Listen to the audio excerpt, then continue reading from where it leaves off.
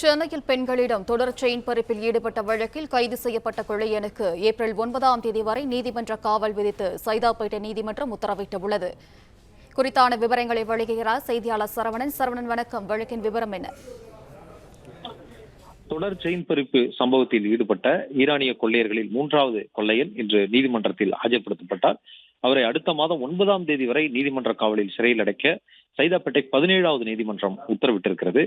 இந்த கொள்ளையினை பொறுத்தளவுல நேற்றைய தினம் ஆந்திர மாநிலம் ஓங்கோல் அருகே கைது செய்யப்பட்டு சென்னைக்கு கொண்டு வரப்பட்டு தொடர் விசாரணையில் இருந்தால் நேற்று இரவு முழுவதும் விசாரணை இவரிடம் நடத்தப்பட்டது. விசாரணையில் பல்வேறு ஆதாரங்களை திரட்டி இருப்பதாகவும் இந்த ஈரானிய கொள்ளையர்கள் குறித்த பல்வேறு விவரங்களை திரட்டி இருப்பதாகவும் இதை வைத்து அடுத்த கட்ட விசாரணையை மேற்கொள்ள இருப்பதாகவும், குறிப்பாக இது போன்ற தொடர் கொள்ளை சம்பவங்களை இதற்கு முன்பு தமிழகத்தில் நிகழ்த்திவிட்டு தப்பிச் சென்றிருக்கிறார்களா, அது போன்ற வழக்குகள் இவர்களுக்கு நேரடியாக தொடர்பு இருக்கிறதா போன்ற விசாரணை எல்லாம் விசாரிக்கப்பட்டு அடுத்த கட்டமாக இதில் பின்னணியில் இருக்கக்கூடிய இந்த கொள்ளை கும்பலை பிடிப்பதற்கு திட்டமிட்டிருப்பதாகவும் போலீசார் தெரிவித்திருக்கின்றனர்.